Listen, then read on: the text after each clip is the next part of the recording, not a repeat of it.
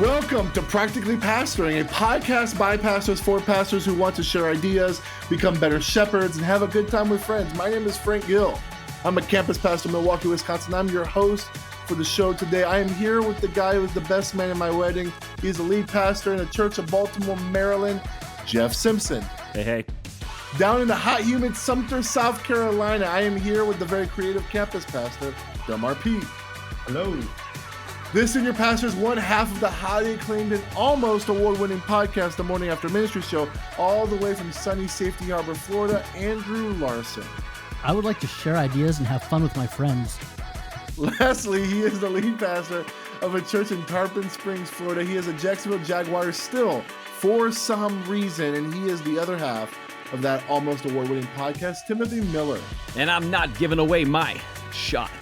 Yes, dude. I have watched Hamilton like 2.5 times. 2 times straight through, and then the third time I just skipped to all the bangers that are on there. It is such a How good... quickly did you move to the Hamilton mixtape on Spotify? That album is so good. The Roots just nail the cover so well. More importantly, have you looked at the Muppets doing Act 1 of Hamilton? Ooh. That I one. have not. Now, it's not video, it's only audio. It's on YouTube. But the Muppets doing Act 1 of Hamilton I will find is spectacular. Oh, man. So, Jeff and Delmar, since you guys are not talking, I'm guessing you guys have not seen Hamilton. I feel like today, joining in, you guys have watched Hamilton, and they needed equal representation because I know there's a lot of pastors who've not seen it. So I'm playing that part today. But here's the You thing. were the first pastor home. I've met without I'm going to go so. home and watch it. And I'm going to come back, and then I want to just see if you've set the bar so high that if it reaches that bar, because you know that's what happened in Star Wars. Everybody put the bar up here, and then it like was so bad. So you've talked it up so much, it's got to deliver for me now. Wait, what was bad about Star Wars? What? You talking about The Last Jedi? Whoa. I was fine with The Last Jedi. I was fine with The Force Awakens. I was Frank, fine with I'm sorry, I killed your banter. The Rise of Skywalker was fine too. Okay, The Rise of Skywalker, I'm going to give you that one. Like, as best as anyone can come in and clean up a dumpster fire, that was it. Oh my God. Boys and girls, we can take our kids to see Star Wars movies. Like, this is a beautiful world that we live in right now. Also, when George Lucas was in charge, they went to Waffle House in outer space. Episode 2, Space Waffle House is a legit plot line. So don't give me this crap about, Disney came and bought it and they ruined Star Wars. George gave us Waffle House in space. Bro, I am in South Carolina. Waffle House in anything will win. I'm just saying. Do you have huddle houses too? We have huddle houses. So basically, huddle house is a Waffle House that takes about an hour longer to get your food. Yeah. That's kind of how it is. Wow. Waffle House to me is 100% connected to memories of being in a band. Like, that's 100% what Waffle House is about in my mind. But because we have George Lucas Waffle House in space, we have Disney buying Star Wars, and because Disney bought Star Wars, we have The Mandalorian. Also, we have Galaxy's Edge at Disney World. True. Yeah. And Disneyland. Hold up. Is it true that there is no like Luke Skywalker or Leia or any of that at Galaxy's Edge, or are they there? No, why would they be? Well, that's the thing. I was told the original. They don't have any depictions of the original cast. Well, they have Darth Vader, but like you got to think about it. Like the some of those characters are not necessarily relevant today. Like Kylo Ren and Rey, like those are relevant characters to like children. Darth Vader is just like one of those characters that kind of like span all time of being like. You guys are just breaking my. See, here's where I'm at. Here's where my mind goes. I don't know if you genuinely love what Star Wars has become, or if you drank so much of Disney's Kool-Aid that you will defend anything they put out. And I love you. I've had a lot of Kool-Aid. I've had a lot of Disney Kool-Aid. Hey, and that's fine because I'm the same way with certain brands too. Like I will say something's great. And here's the thing: when I watched The Last Jedi the first time, I actually left it. I was like, that is really cool because they went a totally different place. But as I sat down and thought through it, I was like, but how can they save the franchise after this? They ended so many things and changed. So I don't know. I think that's what Disney wanted to do. Disney wanted to end what it had to. Disney, they ain't no dummies. They're kind of like God. They don't make mistakes. No. There's a purpose and a plan. No. Okay, I I will say this. I am a giant Disney fan, more so of the parks than the movie franchises. But I do agree that for the most part, when Disney touches something, it's going to be good. However, we can talk about why Splash Mountain is changing because they made a mistake decades ago, but we don't have to talk about that. I actually just watched the Disney movie on Disney Plus this past weekend that was complete garbage, and I was very disappointed because the books were amazing. What movie was that? Artemis Fowl. I have heard terrible things. I have not watched it.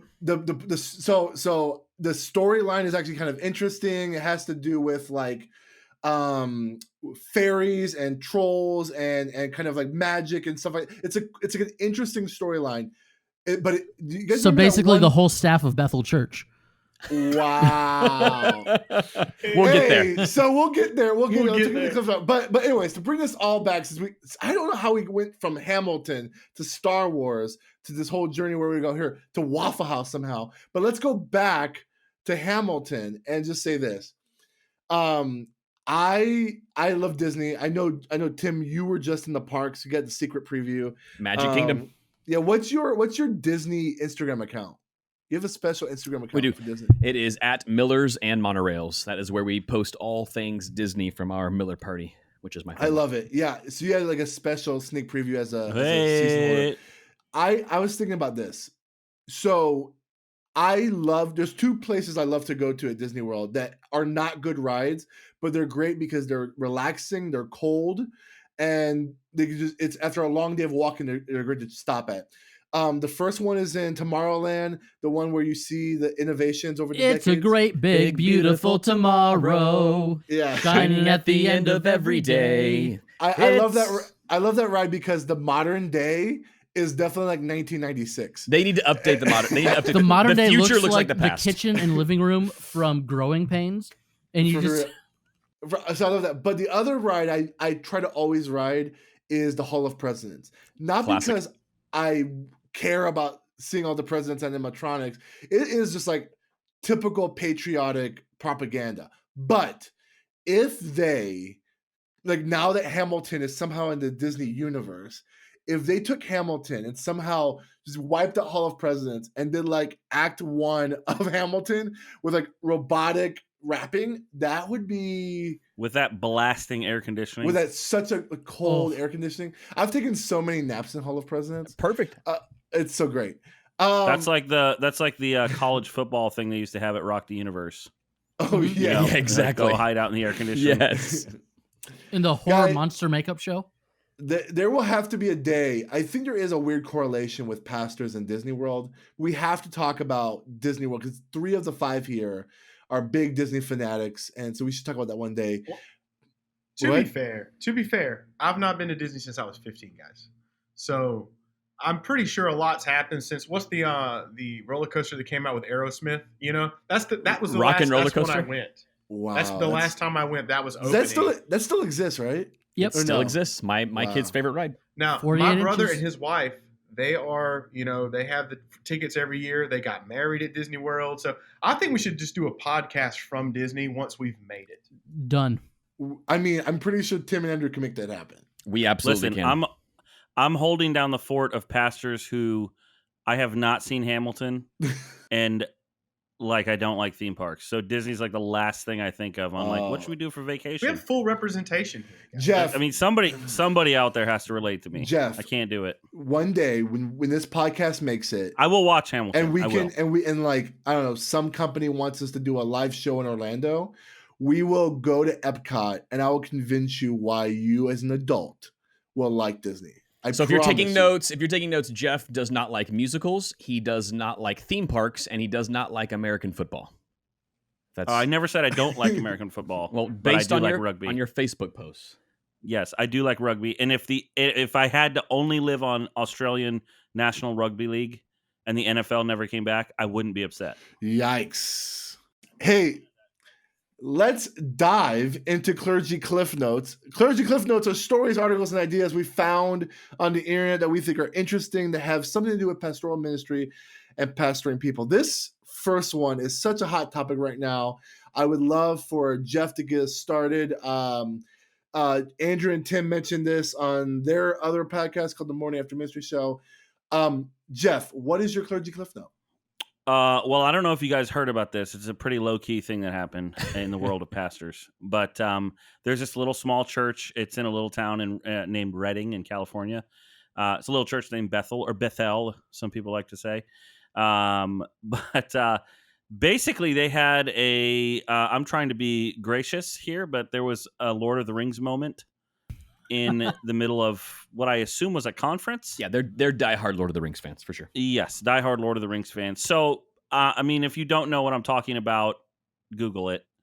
But basically, now listen, in my denomination, the Christian Missionary Alliance, shout out, we have a pretty diverse ideas when it comes to, the expression of spiritual gifts, particularly the like outward sign gifts, speaking in tongues, things like that. There are churches that practice those. There are churches that don't. Our official stance is seek not, forbid not, is kind of the way we talk about it. So, but when it comes to like this, like prophetic, kind of, I don't even know how to talk about it. It's like this prophetic world of just prophecy and speaking things into being, and like there's all this stuff going on. And what happened at Bethel was they basically cast the demon of racism out by channeling Gandalf. I mean, I think that's the most fair way to say it. So, I mean, I read this and I thought, there has to be more context, let's be fair. And I went and found a couple articles and watched a 5-minute video, and there's no context. I mean, that's just what happened. So I don't know what you guys thought about it or what you saw.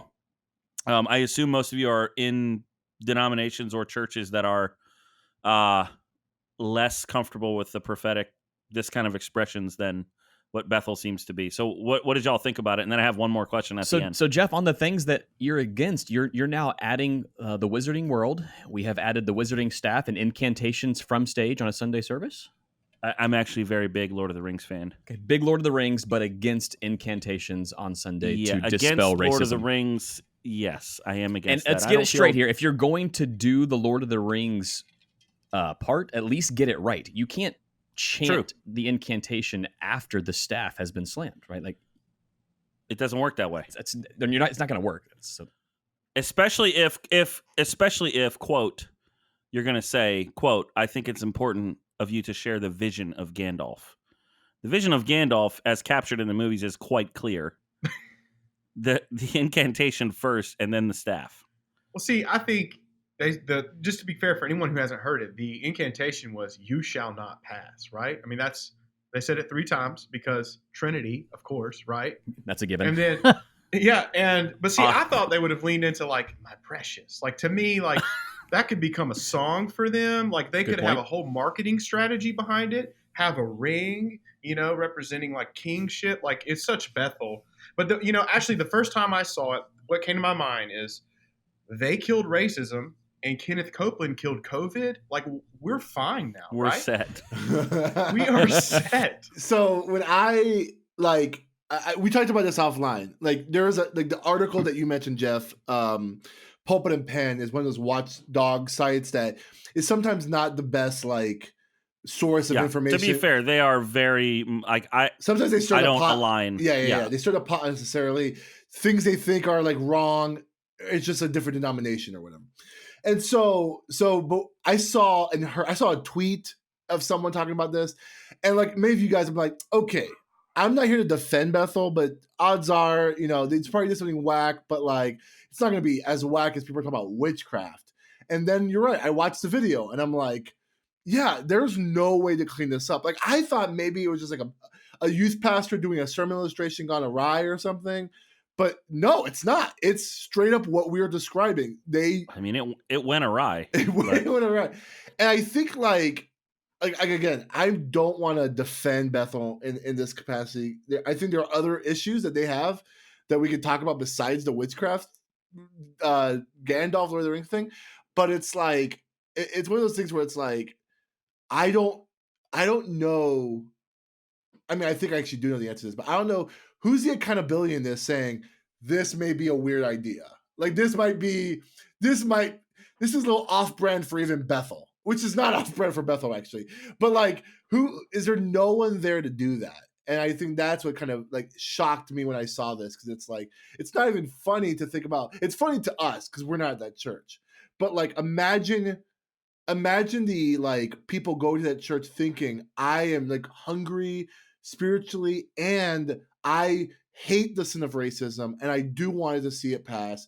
And they see this and they believe that this what is the syncretism of witchcraft is going to be the appropriate response to it. I mean, I think that's, to me, that's the frightening aspect of all of it. I'm not a hater of Bethel. Like, I've got buddies that will not allow Bethel church or will not allow Bethel worship songs to be sung in their church just on principle. And that's not where I am at all. There's a lot of Bethel music that I really like. It bumps in my house all the time. But I don't think anybody looks at, and let's just even remove their name from the conversation, that type of church. I don't think anyone looks at them as a theological powerhouse. I think they're a creativity powerhouse. They are creative arts, their worship ministry. That's what they're known for. And sometimes when you have the cart before the horse, when it's the creativity and what can we do that's cutting edge and what can we do that is going to get people thinking and talking and how can we creatively address something, when that is your goal instead of the what is theologically sound, what is the most right and true way to deal with this, that can really make you look foolish banging a wizard staff in the middle of your stage. In the wrong order, to be fair. In the wrong order. No, I would say I agree with you in our world, they are not seen as a theological powerhouse, but there are streams in Christianity where Bill Johnson is seen as like, he is seen as not the Pope, but like a strong, authoritative theological voice. Right. So to me, that's where I get worried is like, there's a line at some point where things become dangerous to young believers. And I think this is over that line because you are now, in my opinion, I mean, this is part of the whole NAR, New Apostolic Reformation thing. If you don't know what that is, I mean, there's a Wikipedia page and I'm looking at it right now, but they're trying to become a fifth branch within Christendom. So Catholicism, Protestantism, 2 branches of Orthodox, and then they want to be a fifth branch. So this is this is bigger than just, a weird thing that happened. This is a consistent pattern over time. I think if we were living in earlier times, we would be seeing an ecumenical council over stuff like this. I mean, I agree with you on that. To be 100% transparent, it's weird that these churches who have like such what we would call like off-kilter theology, like it's like they're still creating really good worship music in spite of their theology. Like I don't really, and so my tension is as someone who works closely with a worship team every week is I have certain people, their only interaction with Bethel is through the music. But I've had some Google who created this song. And next thing I know, they're watching Bethel. So I think that it is healthy to have a conversation about what songs we do allow because of the creators. If a student asks me, who sings a certain song and it's a Bethel song, I send them to the Shane and Shane cover because I'm like, we're safe. That's my scapegoat. Smart. Thank you, Shane and Shane. You've done a huge job for us. Well, and that was going to be my question with this one is what do you guys think about the tension of, I'm coming from worship ministry mostly.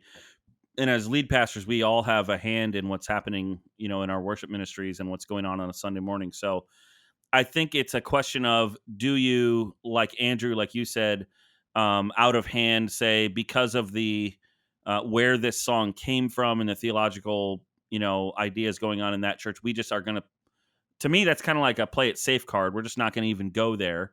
Or do you take it as a song by song basis and say, we're going to discuss the theology in each song as it comes up?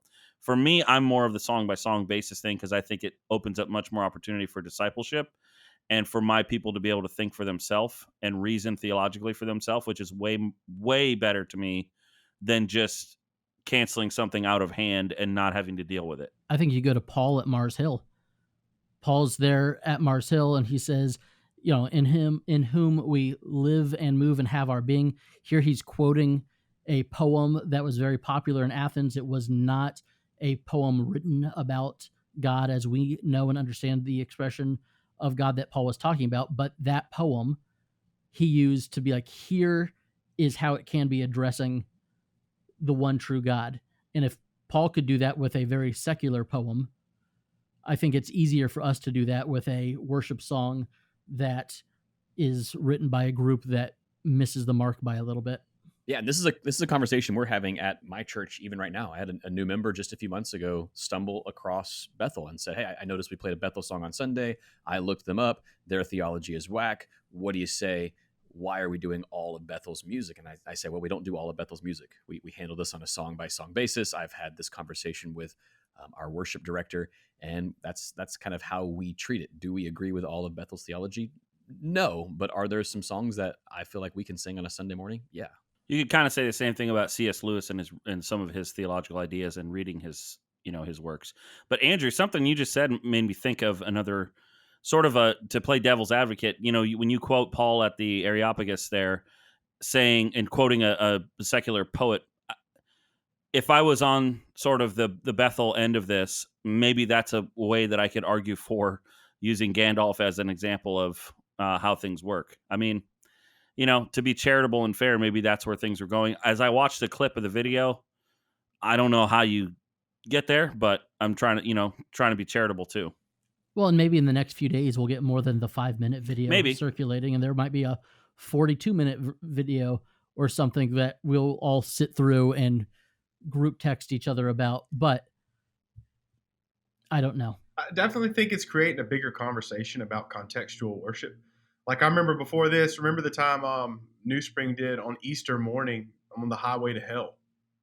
Yep. And that was a whole thing. It's like, I mean, if you know the lyrics to that song, first of all, that's completely in secular world. Like, I think a lot of it is like a lot of the pastoral way that people are thinking about the conversation is this: hey, we're redeeming the culture.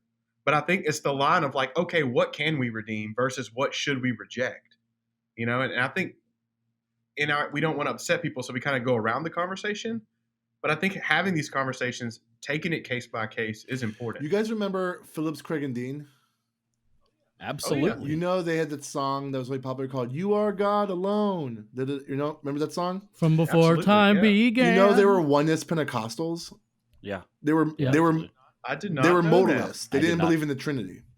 And so, I think so. Now, when you think of that song, you're like, oh, when they say "You Are God Alone," they're saying we don't believe in the Trinity, And so I think about stuff like that, or I think about there's also tons of artists who probably have whack theology. You know what I'm saying? Dell's face. I'm sorry. I'm sorry. I'm thinking, how many times have I just ruined? You ruined the entire library. You've ruined that sweet harmony. But that was sweet harmony, though. I mean, I think though, I think ultimately the answer to this question, I personally believe, if there's a church that says, hey, we're just not going to do any Bethel songs because of the fact that we don't want our people to stumble upon Bethel theology, I'm not going to fault them for that. I think that's a fair protecting your sheep type of situation. I also think in the way the world of CCM music is, nothing really belongs to one person. So one of you guys said that you pass on a different version of that song to them or whatever. That's fine. And I think that especially in the worship world, no offense, Jeff, there's a lot of whack theologians, right? There's a lot of people who have why would I take offense to that? But that's the putting creativity above theology. Right. Yeah. When I was in undergrad, I roomed with a worship leader, and he had software on his computer where if you're writing a song and you didn't know the lyric, you would just type in 2 words like God and sky, and it would fill in the blanks with stuff that rhymed with that. Oh, my goodness. And that is actually real worship software that the algorithm was writing it for you. Wow. But to get rid of an entire catalog by, we'll throw Hillsong under the bus, because there are people that feel the same way about Hillsong music. If you're doing that, you better be going through your hymnal with a super fine-tooth comb as well, because Fanny Crosby, you're out. Exactly. You can't. Somebody just got mad at me. How do you say this modern worship song is wrong, but we're a Reformed church when half of these hymns are written by these incredibly Armenian people, slave or owners, vice versa. I mean, you have so many. There's so many things that we can look through, and that's why I think I look at the end song and look at the lyrics, and if it's sound in scripture, I mean, I'll appropriate and say I wrote it. I don't know. You know what I'm saying? Like, if it's sound in scripture and has an awesome bridge, there you go. That's the thing. It's got to have a sweet bridge too. There we go. Yeah, one of the things that I'm learning about just worship, and honestly, even our sermons, if we're going to be honest, most of the times, if something really hits and it's in a good sound theological vein, that's always God working in spite of us. Like, because the best thing I'm going to produce is something extremely flawed and broken. So if anything I produce moves anyone, that's not for me anyways. Have y'all seen on YouTube the guy who he's a non-Christian and he's reviewing Christian songs? Have you seen this? Yeah, those are pretty cool. He did 10 billion times by Hillsong, and like crying. Or it's called 10 billion, right? 10 billion. I don't know. All I know is I sat it's there. 50 trillion. 50 trillion billion. But I watched God show up in this guy in the video. It broke me watching him be broken by God. And I'm like, okay, so we're going to throw Hillsong Baby out with the water here. But man, like. And that song has the word evolution in it, which got people mad at my church for singing it. Or evolved. The word evolved was in that song. Hey, I love how everyone gasps. Say, if there's one lesson to learn out of all this conversation, it's this. And I felt this strongly when I was the worship pastor. Pastors, you need to have a principled approach to thinking theologically about the songs that are going on in your church. Because if there's one thing I know, having been primarily a worship pastor and now primarily a preaching pastor, people remember songs a lot more than they remember your sermons. Wow. And they're learning theology. Ooh, somebody didn't like that. But they just, they stick in your mind. They're mnemonic devices in some sense. So, there's theological ideas that are being, and over a 20-year life of singing in church, you're going to have, things taught to you by the music. So that's just to say, you can't just say like, I don't know, that's the worship guy's job and I don't think about it. Like, it's part of the discipleship of your church. Timothy, what is your clergy cliff note? All right. I chose this one because it is not my area of expertise, and it is an area where I do wish to grow. It was an article written by, it's up on 9 Marks, and it's why pastors need to care about administration. And, there's two veins of thought here. I just preached through Acts 6, 1-7, which is a popular argument that pastors will use because they say, hey, we need to be focused on preaching and praying, right? That's what Peter and the apostles in the early church were clearly focused on, and they want to throw out the rest of the New Testament where there is some focus on administrative duties as well. So I kind of want to hear where you guys fall on this. And this might pertain more to the solo pastors or the small staff church guys, like some of us are on this podcast. I don't have a lot of admin help, so I'm having to seek out those who can help me in areas where I'm weak. So what does your admin workload look like, and how do you balance that from your preaching work and your study work? I'm terrible at it. It's just not good. I am not an administrator, and I'm here to confess. I have nothing else to add. I think for me, I mean, Jeff and I keep joking about this because we used to have a side hustle back in the day where all the administrative side of that was the worst part of the whole gig. Word. But like, it's one of those things where like, I think as a pastor, you have to kind of grow up and like learn those things. Otherwise, you're like, unless you're just going to be an itinerant speaker traveling around the country speaking, and you're just super gifted in speaking, you're going to have to figure out basic accounting, basic how to keep a calendar up, scheduling. I remember the biggest thing I remember in math in high school, I was taking like algebra 2 or something, and I remember being so mad at the teacher. I'm like, this is stupid. Why are we learning this kind of stuff? I'm never going to need this when I'm an adult. And they said, like, it's not about learning algebra equations that's going to help you succeed as an adult. It's learning complex situations and breaking it down to be able to deal with complex situations. And I remember still thinking I hate math, but now I understand why we're learning this. And I think like there's so many times where probably my number one question asking people other pastors is like, what are the apps you're using? What are the tools? Like, is there a spreadsheet that you're using as a cheat sheet to like get things done? When I was a youth pastor, I hated putting people in cabins and organizing t-shirts and stuff like that. But you learn and you figure it out, or you find someone who's really good at it. And I think for me, it's, when it comes to money, I'd rather get someone way smarter than me that knows how to count well than to even deal with that. I'll count and be a second set of eyes, but I don't want to deal with the actual budgeting or accounting of it all. But I mean, for example, every month when I have to get all my receipts out and turn those in, I just put on a good podcast and zone out and just punch those things out for a couple hours, because I'm not a fan of it, but I do think it's a crucial aspect of ministry that often is like the sour side. To meet a pastor that's really good at administration that also preaches is probably also an executive pastor.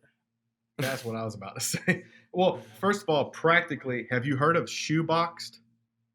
That is amazing. It's an app. Shoeboxed? Yep. You just take a picture of your receipt, write what it is, what you used it for, and every month it shoots them to an email in one PDF.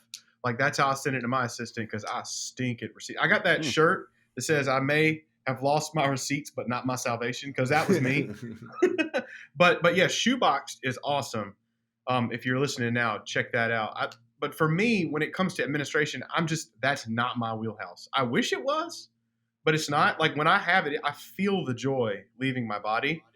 Now, granted, a lot of people who don't have that gift, you might be more of a extroverted or attractional person, possibly. Like, that's where I would say lean into, Frank. Find someone who can do that, who can catch your flank. Here's what I run into. Maybe you don't struggle about it. Because I hate it so much, I feel like when I'm asking someone else to do it, that I'm loading this burden on them. So I'm less inclined to actually ask somebody when there are actually people in my life who get an immense amount of joy of putting my receipts in. And I'm like, I don't understand that. But like, I'm learning, like, there are people who actually get joy out of the things I hate. And I feel like because I put that on them, what they hate, I'm actually removing ministry opportunity in my own space because of my own perceptions. So if we don't like doing something as pastors, is that an excuse for us to do it sloppily? I guess that's another question we could ask here too. Like, should we still do it well even though we don't like doing it? I think 100% you should be figuring out a way to do it well in spite the fact that you don't like it. Like, I mean, create systems in your own life to create efficiency to be able to do it well, even if you don't like it, or immediately find that person that Delmar said that, like, there are people I've met who say, I get so much joy opening up a spreadsheet. And I'm like, yeah, there's not a single cell in my body that enjoys opening that app. But if you do, then like, let's chat. And I think like to say, if I don't enjoy it, I'm not going to do it well. That's like, I mean, I know people who love preaching but hate studying, right? So like, if you love to communicate but you don't do the word work, then you're going to have really bad sermons. You have to figure out how to do the word work to be able to preach well. In the same way, you have to be able to figure out your budget if you want a church to preach it, right? So like, those things have to be done well, and you don't get the option just because you're not good at it, you know? And I think all of us are, kind of creatives in some way. I mean, if you're writing sermons, you're a writer and you're a communicator, and that's in the creative world. And there are tasks within creative ventures that are more administrative. So, I'm a guitar player. Tim, I think you're a drummer. And there are tasks within that are just like, I have to get guitar picks and change strings and make sure my electronics work. But I do that because the end result is something I really want. And if you really want to disciple people, administration is it's a gift in the scripture. So, I mean, you can't, I would say two things about it. Number one, as a solo pastor, shout out to solo pastors, there isn't anybody in the office all week, especially during a pandemic. There's nobody ever here. But you have to be good enough at administration that you are not basically stealing from the church. Because what I mean is, you are not just doing nothing with the hours they're paying you. People are putting their money into an offering bucket to pay your salary, not for you to sit around. So there are always Ouch. administrative things you can do, and it's really just not a choice. I mean, you just can't. You just can't. So a tool I use, I have had to come to the realization that I can't use electronic tools. I get too distracted. And so I use a paper planner called Sacred Ordinary Days, which combines some other, it combines like daily scripture readings and a little more liturgical stuff. But it uses the philosophy. Some of the full focus planners do this, where there are 3 tasks you want to accomplish in a day, and you focus on those, and because that's really all your brain can kind of hold in your mind at once. So at the beginning of each day, you sit down and you say, okay, what are the 3 things that I have to accomplish today? And for me, Mondays are the day when I do a lot of the administrative stuff, which includes things like social media and that. But I also, now it's all thrown off, but that would mean I would just check and make sure our assistant treasurer had dealt with the offerings, and he was going to take care of putting that in the bank and all that stuff. And I hate doing that. And the receipts, it drains life from me. But, I think too, there's something, as I would say, uniquely as younger pastors, like if you're sloppy with administration, you're just giving leadership chips away. You're throwing them away.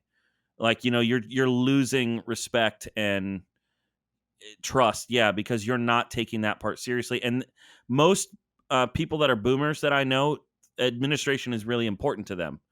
And there's a good reason for that. And so I think you have to honor it. And I think one thing I found is that, number one, I have to name that as a weakness and an insecurity, and not try to act like, oh yeah, I'm good at administration too. I'm not good at everything. There's a few things I'm good at, and there's a lot of other things I'm not. And you have to be willing to not try to act like, oh no, I can handle everything. Yeah, I got it. I don't got it. And then secondly, I think it's important in our communication, like from the platform, not to joke around about administration and make it feel like a second class, like gifting to people. Because I can tend to do that, like make it like, oh, I don't do that. I'm not good at administration. I don't get it. And sometimes I've found that people then won't want to volunteer to take that for you because they kind of think it's like second class. They think you won't value their work. Yeah, exactly. My thing with tasks that I know I'm going to struggle with is I try to get them done first. The sermon's going to get written that week, but updating the website, making sure that last week's sermon is up on the website, I try to get all that stuff done at the beginning of my week, because if I don't, it hangs over my head, and I tell myself, oh, I'm not leaving today until it's done. And then, someone wants coffee, or, someone comes in, and I find a way to push it back. And so the stuff that left to my own devices, I would push to the back burner. I make myself get that done at the beginning of the week so that I can be free to focus on the stuff that I do like later in the week. I almost have to like clear my mind of the administrative stuff to write that's sermons. exactly how I am. That's good. There was I forget what article I read this in, but I talked about this on 15 Minutes with Frank, is about the swallow the frog theory. Yep. It's like you just, whatever the hardest task that you don't want to do that first in the very first part of the week. And therefore, like the stuff you do enjoy, like if you do enjoy writing sermons, like that's going to come easier to you. And you're willing to do that at like midnight when your kids are asleep or whatever, because you just enjoy that so much, where you're not going to want to do receipts when kids are asleep. You're going to be like, I'd rather sleep, That's actually how I stack my Monday. It's a lot of administrative and meeting stuff in the morning. Now, what I do to make Monday enjoyable, though, I plan my favorite meeting of the week at 3:30 on Monday. That's our preaching team meeting. So like here is, I know that on Monday morning, we're going to be doing all this administrative stuff, all these meetings, but man, I love Mondays, because once I get to the end of it, I get to like sit with my guys and we write sermons. So like giving yourself the reward of the work, I think is very important when it comes to any weakness you have.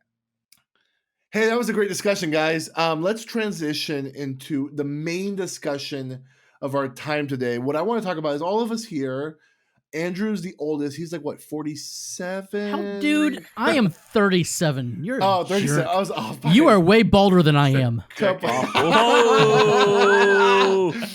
Oh, thanks, Dad. Okay, I think that we are relatively young. And that's we all just transitioned to these different roles in the past few years, and And so the unique thing that we're facing is the fact that we are ministering and pastoring people who, some of which could be the age of our fathers or our parents, maybe even grandparents. And that would be a great band name, by the way, The Age of Our Fathers. That would be a good band name.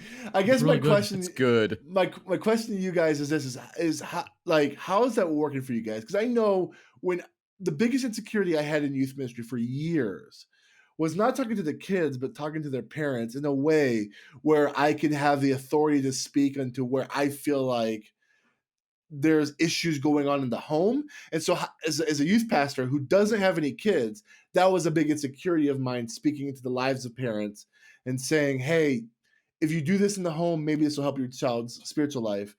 But now I feel that kind of anxiety or insecurity is even amplified even more, because now we're ministering to people who literally could be our fathers, who could be our grandfathers, who could be on our elder boards and stuff like that. And we have gone from, for some of which have seen us in a lower position, to this main position where we're now pastoring them. How do you handle that? I would love to know what are your thought process? How did you handle those insecurities? And maybe even some anecdotal stories of when you served those people in those generations. My dad goes to my church, and my wife's grandfather was a member of our church, and then he died a couple weeks ago. So literally, like, parents and grandparents. I know Tim's parents go to his church. Same.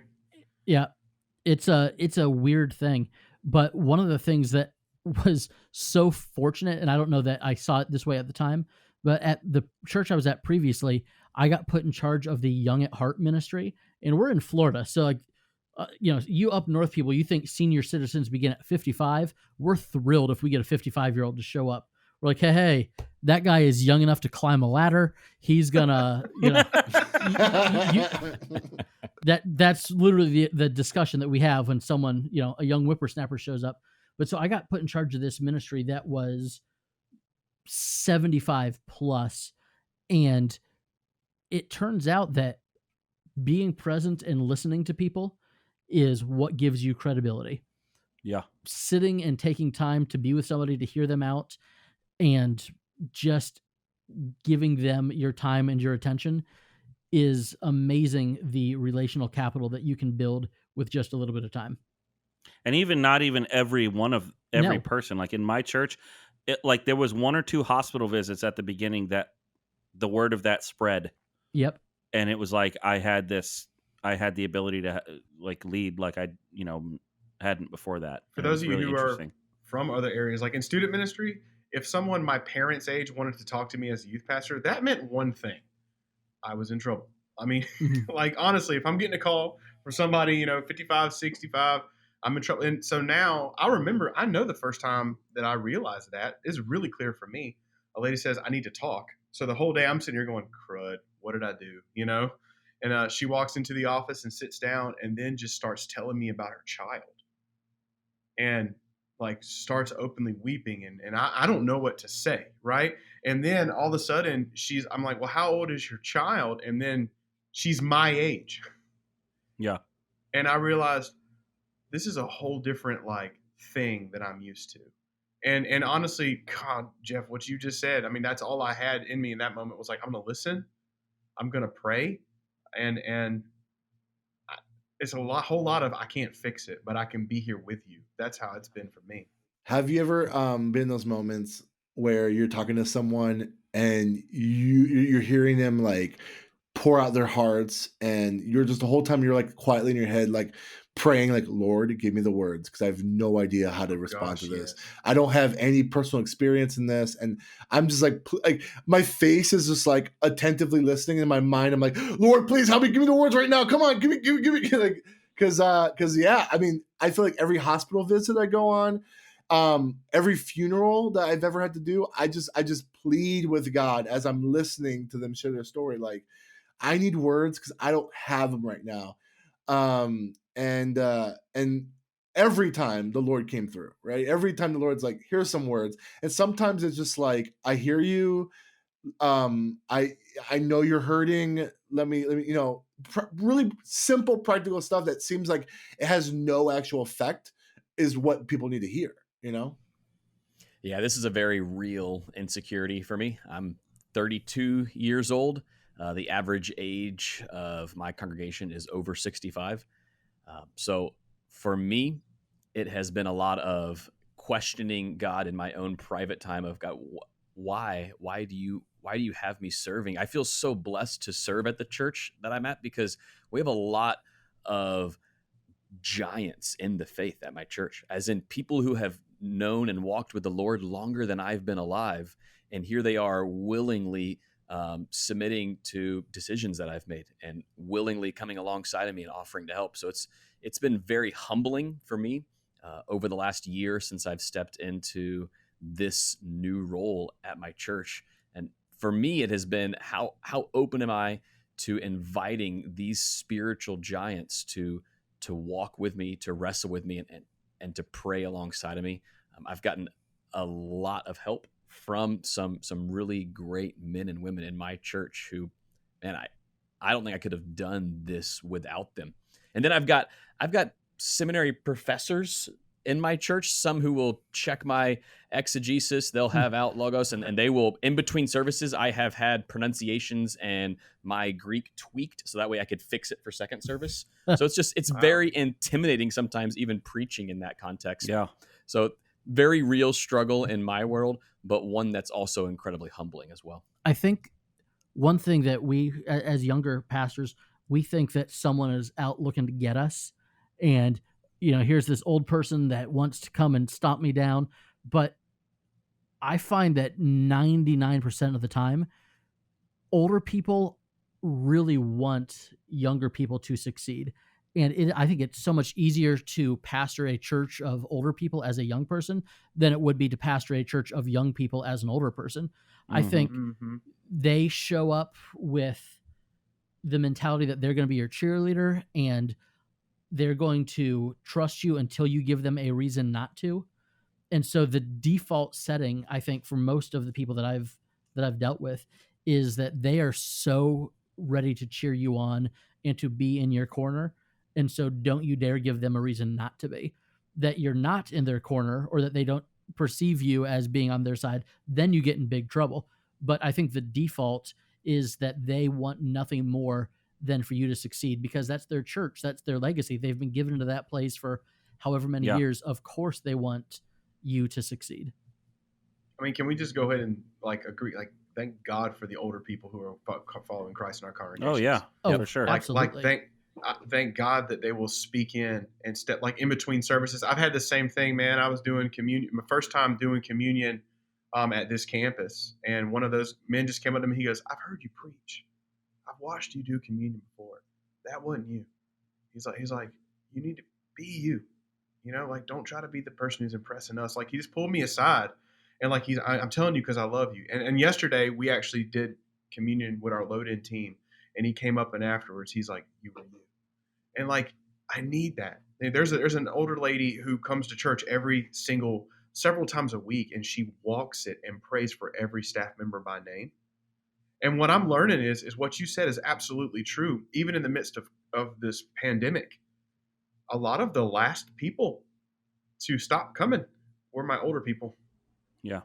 They were there's some elderly couples, they work in the nursery.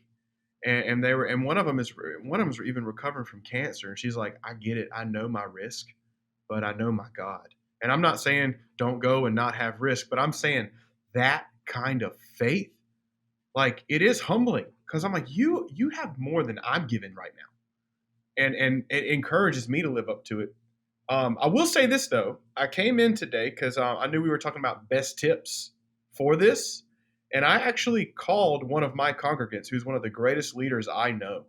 And I said, "Can you give me and some young pastors some tips of how to lead people our parents' age?" And he actually gave me a couple cool things if you want them. What's up? What are they? Yeah. He said the first thing, he says, "We love your social media presence." But he said, "Please remember that it's foreign to us." Mm-hmm. He's like, "When we went underground, it was so fast. It was so quick." He goes, "We want that. We want to be with you. We know the value of community, but the social media world is not something we were born into. We've all migrated to it later. So like he says, it's okay to use more kid-friendly gloves. You're not going to insult us. And I thought that was really good. And then he said that whenever we're coming up with a plan, and I thought this is really good. I don't know about you, but even in my family, as I've grown up and became a man in my own family, I want my parents to see me more independent. It's a part of them letting them know they raised me and they did a good job, So when I'm working out life, I'm like, here's my plan. His whole thing was this. He's like, sometimes it's okay to realize that these older people, they're not your parents. And it's not your job to make them think you're independent and then be proud of you. He's like, speak your thoughts out loud. He goes, sometimes it's okay not to just be like, this is what we're doing. But hey, articulate out your mouth. This is what I'm thinking about where we're going. I'm not certain that we're going here. I haven't figured it out. Would you join me in prayer? And he was saying how big that was for him as an older person to say, invite me on that journey with you. So those were a couple huge ones that he gave me. I think we've expressed multiple times in different ways the resilience of the older members in our church towards accepting younger pastors. And I think it's probably because, like, I don't know about you, but when I think of people younger than me trying to lead me, I kind of cringe. You know what I'm saying? Like, if I think of like a 25-year-old saying, hey, let me run this show right now, I'm like, I don't know about that, right? And I wonder if there's something that happens, like, as you mature, where you're like, I'm willing to submit to authority by people younger than me, or if there's just this grace that happens as you mature in Christ that says, like, I'm willing to submit, like, God put this person in this church, and regardless of their actual experience or whatever, like, I'm willing to submit to that.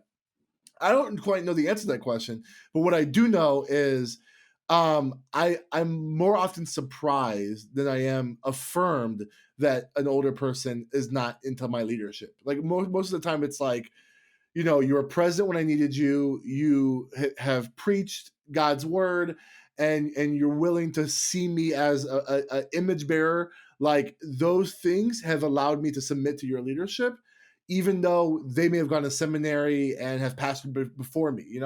I think that is actually probably the biggest challenge to me, because I wonder in 10 years from now or 20 years from now, when there's a person younger than me that I'm going to eventually have to submit to, how is that going to, like, how am I going to process that? I hope I'm as gracious as the people in my church, Yeah. I think as young pastors, we have to find this balance of showing humility without undermining authority. I think what we can often do as young pastors is we may fail to lead our congregation because we're fearful. We don't want to be perceived as arrogant. And I think that's where I might fall at times. But I think there is a healthy balance that we need to find there as young pastors. Yeah, I agree with you. I think my insecurities will lead me to abdicate things that I should lead instead of leading them. That's good, guys. That was actually a really good discussion. This is something that I've personally wrestled with. My biggest thing I've always joked about is the biggest reason why I didn't jump from youth ministry into becoming a campus pastor, senior pastor, is I always made the comment of, like, what do I say to the mom who comes to my office and had a miscarriage and asks, where's my baby? And that's like an example of a question that I might have a theological answer for, but the idea of pastoring a person in a situation that's kind of like years removed from me and above me it gave me so much anxiety for years. I'm like, I'll just deal with the guy who's the student that's addicted to porn and the girl that's smoking pot. Like, I can handle those conversations. Don't give me the mom that's wrestling with the miscarriage, because that's a little bit heavier. And I think, like, the reality is the nature of ministry is you're going to be forced into situations that you're never prepared for. And there's grace upon grace in those situations. And what is amazing is those older people in our churches typically are much more gracious to us than we want to give them the benefit of the doubt for. I really appreciate everyone's answers and responses. Hey, here's what I want to do. We have a question today, and it was a question submitted by someone who I'm guessing Love listen to it. the podcast. They are definitely in the Facebook group, which, by the way, if you're listening to this, the Practically Pastoring Facebook group, it's a Facebook group for pastors. Just type in Practically Pastoring in Facebook groups and you'll find it. And if you fill out the questions, you might get approved. Hey, the guy who answered this question, You might. there's a couple people I've rejected because I know they're not pastors. And I was like, yeah, you're not going to get in here. You're snooping, buddy. Yeah, you're Jeff's worship pastor. I don't know who you are. Actually, that's a pastor. Never mind. That's me. All right. Chris Moore from the Facebook group asked, what is the coolest, weirdest, or most unique job you had before you became a pastor? I worked at the warehouse for Ripley's, believe it or not, for about 2 years. The one in Orlando. Yes, the one in Orlando. Drove a forklift. The building Loaded. that's upside down. Yeah.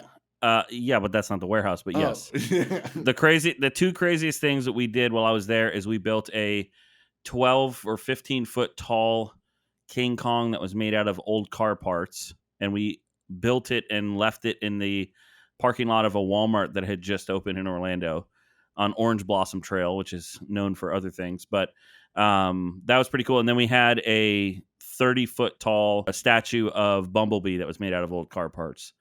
That's pretty legit. And we built that in the warehouse. I have pictures. Maybe I'll send them to you. Jeff, you used to send me photos of stuff that was there that were mind-boggling. Actually, we probably can't talk about it. Yeah, but shrunken heads. There's some. I mean, have you guys ever been to a Ripley's, believe it or not? Oh yeah. Yep. Yeah, It's a weird place. It's a weird place. That was a weird job. Delmar, you have any weird jobs before you became a minute pastor? Not as much weird. Like, I mean, from the age of 14 till like 20, I cut grass with my dad. He's a landscaper here in town, and 101 degrees outside. You're running a weed eater and an edger and a lawnmower. But I'll tell you, it's a great weight loss plan because I lost 80 pounds in one summer doing that, just chasing a weed eater around a yard. But yeah, I don't know if that's the coolest job I ever had. It was actually while I was a pastor, but I did screen printing on the side. A friend of mine, we had an operation. We made T-shirts, like everything from ordering them to setting up the screens to the design work. Like, that was really cool.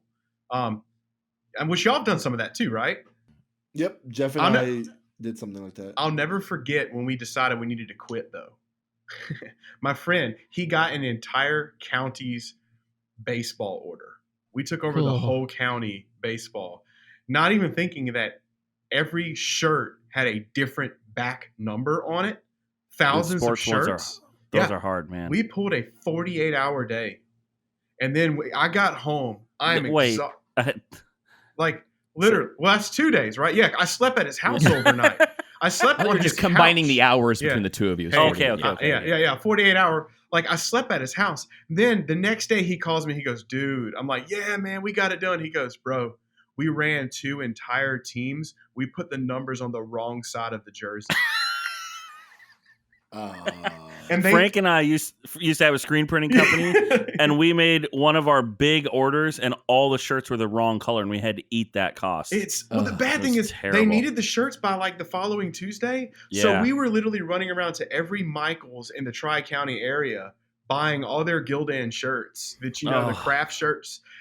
Yeah, so it was a cool job, but that was when we were like, okay, I think that's the end of our road right there. Yeah, I actually remember we live in Florida. Andrew and I do. This is where America typically comes to die.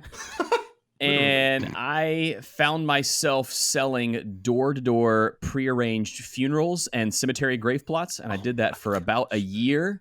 And it was commission only. So if I did not sell a prearranged funeral, my family would not be eating that week. I mean, the thing is, everybody needs that.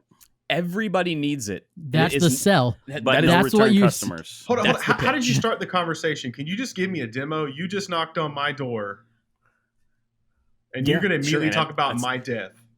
Literally, what I would do. It was, Mr. and Mrs. Smith. Do you mind if I come in? I work with so and so funeral home, and I'd love to talk about some arrangement options we could make so that way you don't leave this burden on your family when you pass away. Ooh. So I would guilt them into the door, and then I would guilt the husband, because the husband typically dies first. So I would say, Mr. Smith, do you want to leave this burden on your wife? Because chances are you're going to die first. She's going to be grieving. Do you want her to have to answer all these questions and pay? Or would you like to take care of this now? That way it's the burden is eliminated, and you can sleep well tonight knowing that when you die, it's already paid for and covered. Woo! Man. I'm in. How much? What's your package? Turns out some people make a lot of money doing it. I did not. I was okay. We ate just fine, but I had buddies in the industry who, I mean, my brother still works in the industry, and 20 to 30K months are very normal for him. It seems you're much better suited for the conversation about death coming back to life than the life going for death. Hey, absolutely. Hey. Amen to that.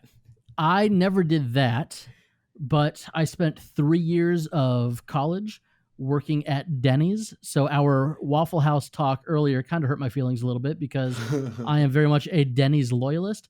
I worked 6 p.m. until 6 a.m. every Friday and Saturday night because I went to a little Bible college where I was not allowed to serve alcohol if I was a waiter. And so it was the greatest job ever. I loved it. All of my buddies would come in and hang out with me. They'd go out and do whatever they were doing on Friday and Saturday night. And then when they were done, they'd come hang out with me. So I still got to see all my friends. The money was decent and it was a whole lot of fun. And then when I moved out to Texas to start seminary, I had gotten a job as a valet at a pretty nice hotel in downtown Dallas.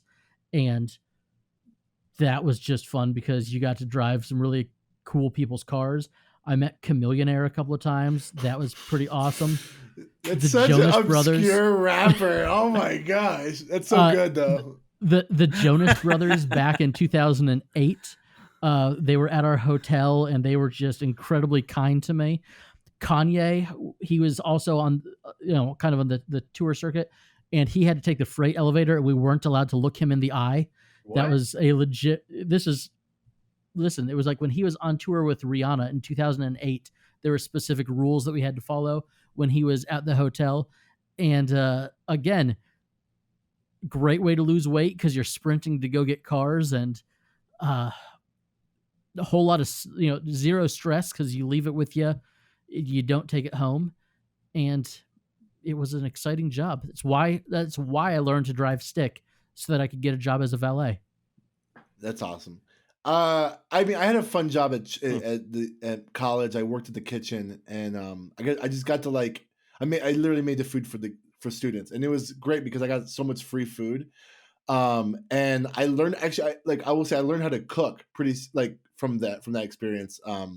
Not very good. I mean, you're cooking frozen food all day, but it was a good time. No, but I think the coolest job I had, and it was more of an internship because I got paid very little doing it. Outside of what I did with Jeff, I worked for this company called Prodigal Music, and it was like they made shirts and signs and stuff like that, but it was basically they hosted concerts and they tried to get tours to come through Tampa, and they would host it at churches. But once a year, they did this thing called Real Fest, which is like the big festival. I remember that. Remember them? I remember the biggest year they had Super Chick with KJ52 and Disciple.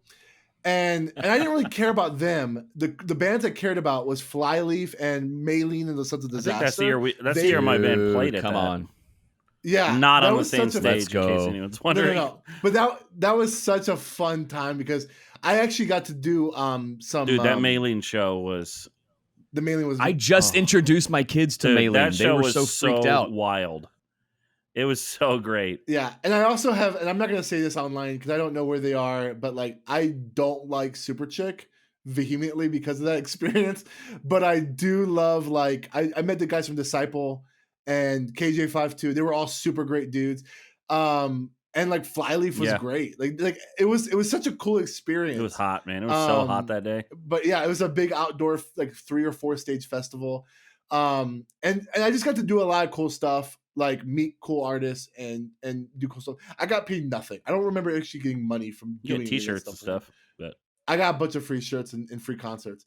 But hey, this was fun. It was cool asking that. If you have a question to ask us to end our show, hit us up in the DMs on Instagram, or if you are in the Facebook group, let us know. Just ask a question weekly. I'll post a thing of what questions you want to ask, and we'll take a question from there. But with that being said, I think this was a great show. Thanks for listening. If you haven't subscribed, please subscribe. This is episode 4. We have 3 great full episodes that you can listen to in our what's it called? Album? No. Archive in our archive. So wherever you listen to this, please rate and review. We have amazing reviews right now, like 16 reviews. It's amazing. If you would like, please give us a 5-star review because it helps us a lot. We would love for you to follow us on Instagram or on Facebook. All the links are in the show notes. With that being said, I'm Frank Gill. I'm Jeff Simpson. I'm Delmar Pete. I am Andrew Larson. And I'm Timothy Miller. And we are Practically Pastoring. See you next time.